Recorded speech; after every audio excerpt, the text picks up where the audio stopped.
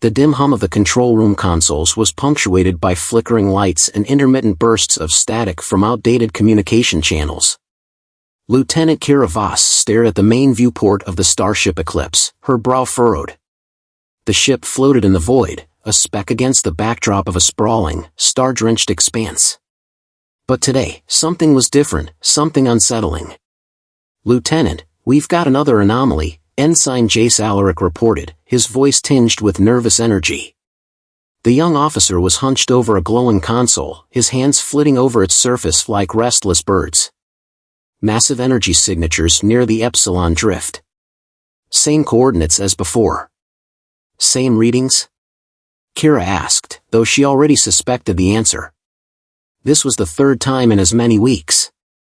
"Yes, ma'am. Pulses match the old Terra archives exactly." Jace's voice lowered. It's them again." The tension in the room thickened, as though an invisible hand had squeezed the air from the compartment. "We'll handle it," Kira said, injecting more confidence into her voice than she felt. "Get me visuals." "On it," Jace replied. Within moments, the viewport's blackness gave way to a swirling field of faint, golden particles. Then, without warning, the particles snapped into focus, coalescing into something solid and unmistakable, a fleet of ancient, colossal warships, their surfaces battered yet resilient, like sleeping giants awakened from a millennia-long slumber. The room fell silent. Even the consoles seemed to pause their routine beeping in deference to the sight.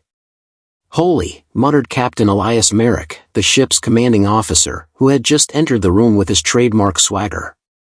The swagger faded as soon as his eyes landed on the screen. "Are those Earth's relic fleet?" Kira nodded, her throat dry. "It has to be. No other explanation fits. The design, the scale." Elias let out a low whistle. "I thought all of this was just a myth. Old Terran warships disappearing into the void before humanity's great collapse." "Apparently, myths have teeth," Kira replied. The humor barely landed. The stakes were too high.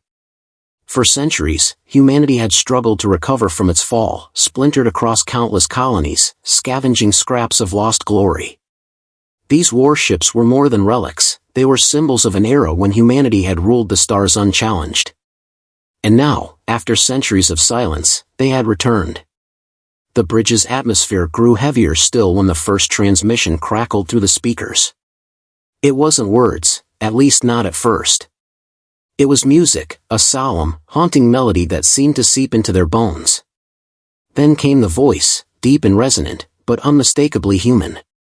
"This is Admiral Valen Dracos of the Terran Vanguard Fleet. To any Terran descendants receiving this transmission, stand down.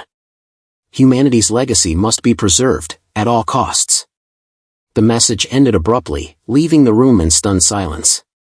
Finally, Elias broke it with a nervous laugh. "Well, that's ominous." Kira didn't smile.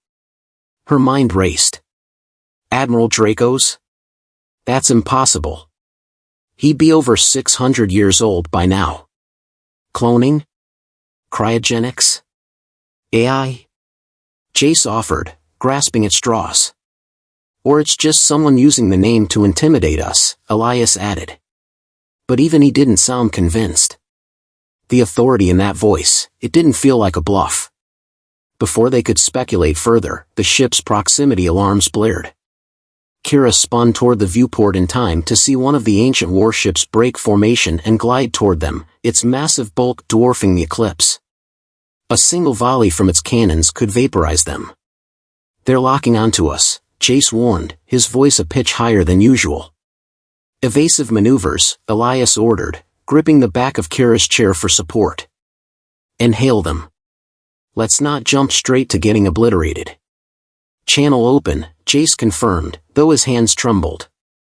"This is Captain Elias Merrick of the Eclipse, representing the United Colonies. We mean no harm. Repeat, we mean no harm." The response was immediate, and chilling. "Captain Merrick, you are trespassing in Terran sovereign space.